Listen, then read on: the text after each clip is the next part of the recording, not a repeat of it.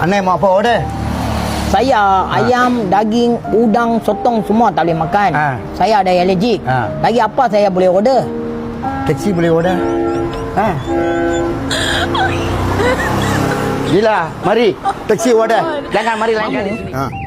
Tengok saya macam ni. Dulu masa muda-muda, saya gila tau mamu. Oh, macam mana? Saya pernah buat perempuan merangka dan merayu kat saya mamu. Perempuan kah? Ya mamu. Macam mana? Di hospital, saya tarik kerusi roda dia mamu. Ya, Mama. Kita sudah kawan lama. Ya, betul lah. Saya boleh teka 3 benda tentang Ali. Alamak, apa dia? Nombor 1, Ali suka makan nasi tomato. Ya, betul lah. Nombor 2, Ali suka minum teh tarik. Ya, betul. Paling penting nombor 3, Ali tak boleh main sukan lompat pagar. Gila.